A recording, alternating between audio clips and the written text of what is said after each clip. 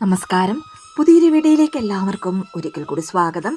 മനുഷ്യരായി പിറന്ന എല്ലാവരും രാപകലില്ലാതെ കഷ്ടപ്പെടുന്നത് നമ്മുടെ കുടുംബത്തെ പോറ്റാൻ ഒരു നേരത്തെ അന്നത്തിനു വേണ്ടിയാണ്. വീട്ടിൽ അരിയില്ലാത്ത അവസ്ഥയോ ധാന്യങ്ങൾ ഇല്ലാതെ വരിക, അതുമല്ലെങ്കിൽ ഭക്ഷണം ഉണ്ടായിട്ടും അത് കഴിക്കാൻ പറ്റാത്ത അവസ്ഥ, ഇങ്ങനെയുള്ള പ്രശ്നങ്ങൾ ഉണ്ടാകാതിരിക്കാൻ അരിപാത്രത്തിൽ ഇനി പറയുന്ന മൂന്നേ വസ്തുക്കൾ വെച്ചാൽ മാത്രം മതി. അവ എന്തെല്ലാമാണെന്നാണ് ഇന്നത്തെ വീഡിയോയിലൂടെ പറയാൻ പോകുന്നത്. അതിനു മുൻപായി ഈ ചാനൽ ആദ്യമായി കാണുന്ന എല്ലാവരും സബ്സ്ക്രൈബ് ചെയ്യുവാനും അടുത്തുള്ള ബെൽ ബട്ടൺ പ്രസ് ചെയ്യുവാനും മറക്കരുത്. ഇനി വീഡിയോ ഇഷ്ടമായാൽ ഹൈപ്പ് ചെയ്യാനും മറന്നു പോകരുത്. പൊതുവായി എല്ലാവരും തന്നെ നല്ല രീതിയിൽ കഷ്ടപ്പെടുന്നവരാണ്. നമ്മൾ കോടികൾ സമ്പാദിച്ചാലും അതല്ല ലക്ഷങ്ങളാണ്, ആയിരങ്ങളാണ് സമ്പാദിക്കുന്നതെങ്കിലും, ഇനി 100 രൂപയാണ് സമ്പാദിക്കുന്നതെങ്കിൽ പോലും 3 നേരം പട്ടിണിയില്ലാതെ ആഹാരം കഴിക്കണമെന്നതാണ് എല്ലാവരുടെയും ആഗ്രഹം. ഇനി 3 നേരമില്ലെങ്കിലും ഒരു നേരത്തെ ഭക്ഷണമെങ്കിലും കിട്ടണമെന്ന് പ്രാർത്ഥിക്കുന്നവരും ധാരാളം പേർ നമുക്കിടയിലുണ്ട്.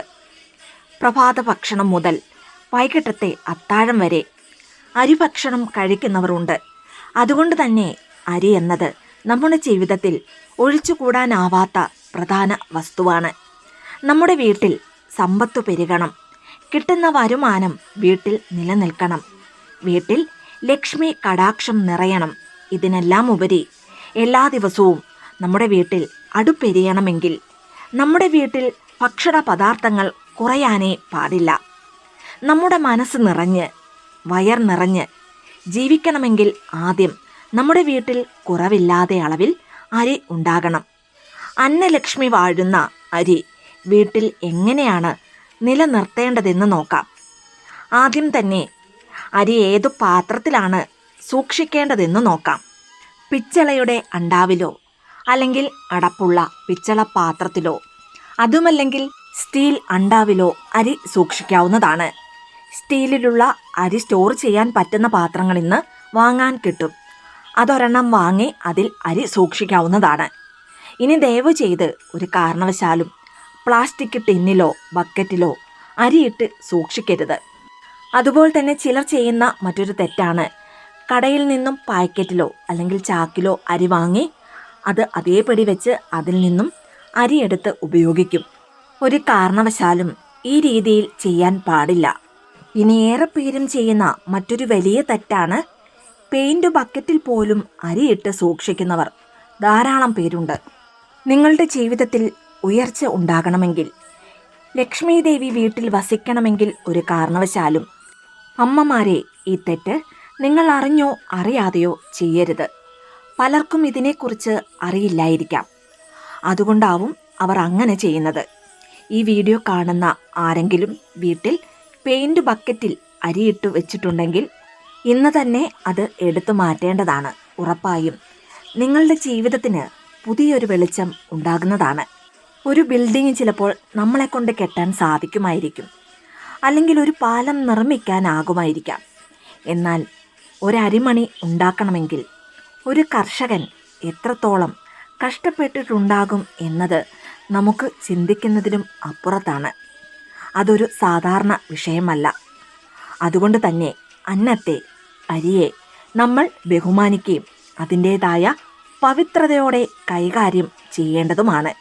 ഇനി പണ്ടുള്ളവർ തടിപ്പെട്ടിയിലും തടി കൊണ്ടുള്ള ഭരണി പോലുള്ള പാത്രങ്ങളിലുമാണ് അരിയിട്ട് വയ്ക്കാറ്.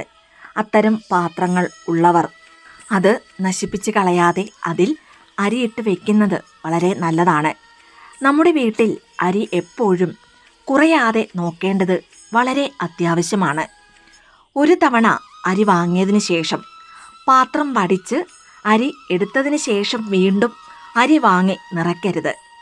അരിപാത്രത്തിൽ കുറഞ്ഞത് ഒരു 2 കിലോ അരി ഇരിക്കെ ചെയ്തു വേണം പുതിയ അരി വാങ്ങി നിറയ്ക്കേണ്ടത്. അതായത് അരി കുറച്ച് കുറയുമ്പോൾ വീണ്ടും വാങ്ങി ഫിൽ ചെയ്യേണ്ടതാണ്. ഇങ്ങനെ ചെയ്യുമ്പോൾ തന്നെ നിങ്ങളുടെ കയ്യിൽ കാശ് കുറയുമ്പോൾ വീണ്ടും പണം വരാൻ ആരംഭിക്കുന്നതാണ്. ഇതിനെയാണ് പ്രകൃതിയുടെ ആകർഷണം എന്ന് പറയുന്നത്. അതുകൊണ്ട് തന്നെയാണ് അരി ശുദ്ധമായി സൂക്ഷിക്കണം എന്നും പറയാറ്.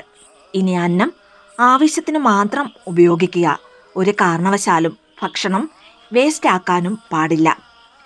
ഇനി അരിപ്പാത്രത്തിൽ അരി എങ്ങനെയാണ് നിറയ്ക്കേണ്ടതെന്ന് നോക്കാം. അരിയിടുന്ന പാത്രം നല്ലതുപോലെ കഴുകി തുടച്ച് വെയിലത്ത് ഉണക്കിയെടുക്കുക. പിന്നീട് അടപ്പിന് മുകളിൽ മഞ്ഞൾ കുങ്കുമം കൊണ്ട് പൊട്ടുവെക്കുക. പിന്നീട് അരിപ്പാത്രത്തിൽ ആദ്യം വെക്കേണ്ടത് സ്റ്റാർ അനീസാണ്. സ്പൈസസ് വാങ്ങുമ്പോൾ അതിനോടൊപ്പം കിട്ടുന്നതാണ് ഈ നക്ഷത്രപ്പൂ.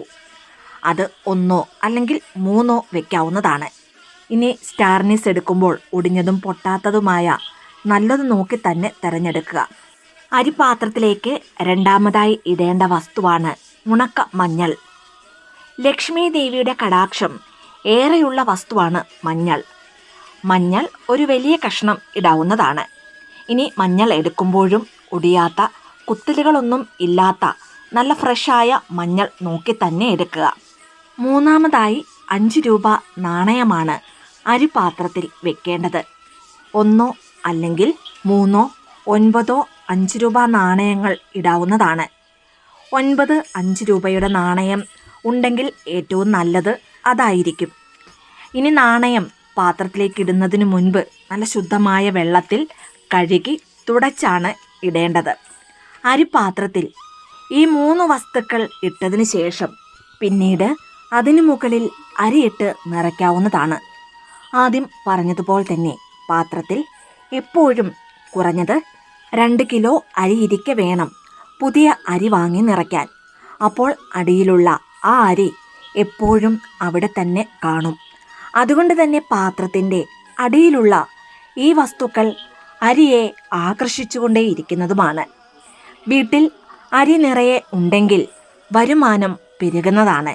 ലക്ഷ്മി ദേവി വീട്ടിൽ നിരന്തരമായി വസിക്കുന്നതാണ്. വളരെ നിസ്സാരമെന്ന് കരുതി നമ്മൾ തള്ളിക്കളയുന്ന ചെറിയ കാര്യങ്ങളിലൂടെ ആയിരിക്കാം നമ്മുടെ ജീവിതത്തിൽ വലിയ നേട്ടങ്ങൾ ഉണ്ടാകുന്നത്. അതുകൊണ്ട് ഈ പറഞ്ഞ രീതിയിൽ തന്നെ എല്ലാവരും വീട്ടിൽ അരി സൂക്ഷിച്ചു നോക്കൂ. 100% നിങ്ങളുടെ വീട്ടിൽ സമ്പത്ത് പെരുകുന്നതാണ്. മനപ്രയാസം തീരും. ഇതിനെല്ലാം ഉപരി വീട്ടിലെപ്പോഴും നല്ല ഐശ്വര്യവും ഭക്ഷണത്തിന് യാതൊരു കുറവും ഉണ്ടാകുന്നതുമല്ല. ഇനി എല്ലാ അമ്മമാരോടുമായി എനിക്ക് പറയാനുള്ളത്, ഇന്നത്തെ ഈ ബിസി ജീവിതത്തിൽ ഒരുപാട് പേർക്ക് വീട്ടിൽ ഭക്ഷണം ചിലപ്പോൾ പാകം ചെയ്യുവാൻ സാധിക്കണമെന്നില്ല. നിങ്ങളുടെ ജോലി തിരക്കുകൊണ്ടായിരിക്കാം അത്. അങ്ങനെയുള്ളപ്പോൾ ഒരു നേരമെങ്കിലും വീട്ടിൽ അടുപ്പ് കത്തിച്ച് ഭക്ഷണം തയ്യാറാക്കുക. അപ്പോൾ മാത്രമാണ് നമ്മൾ സമ്പാദിക്കുന്നതിന് ഒരർത്ഥം ഉണ്ടാകുന്നത്. ഇനി ഒന്നിനും പറ്റിയില്ല എങ്കിൽ രാവിലെ ഉണരുമ്പോൾ കുറച്ച് പാലെങ്കിലും അടുപ്പിൽ കാച്ചുക. കാരണം വീട്ടിൽ അടുപ്പ് എരിയും തോറുമാണ് ലക്ഷ്മി ദേവി വീട്ടിലേക്ക് വരുന്നത്. മറിച്ച് നിങ്ങളുടെ വീട്ടിലെ അടുപ്പ് ഉറങ്ങിയാൽ നിങ്ങളും ഉറങ്ങുവാൻ ആരംഭിക്കുന്നതാണ്. ഇതെല്ലാവരും മനസ്സിൽ ഓർത്തുവെക്കുക. എല്ലാവർക്കും ലക്ഷ്മി ദേവിയുടെ കടാക്ഷമുണ്ടാകട്ടെ എന്ന് പ്രാർത്ഥിക്കുന്നു. വീഡിയോ ഇഷ്ടമായ ലൈക്ക് ചെയ്യാനും മറ്റുള്ളവരിലേക്ക് ഈ വീഡിയോ ഷെയർ ചെയ്ത് കൊടുക്കുവാനും മറക്കരുത്. ഇതുപോലെയുള്ള വീഡിയോസിനായിട്ട് ചാനലൊന്ന് സബ്സ്ക്രൈബ് ചെയ്യുവാനും വീഡിയോ ഇഷ്ടമായാൽ ഹൈപ്പ് ചെയ്യാനും മറന്നു പോകരുത്. വീണ്ടും നല്ലൊരു വീഡിയോ ആയിട്ട് വരുന്നിടം വരെ നന്ദി, നമസ്കാരം.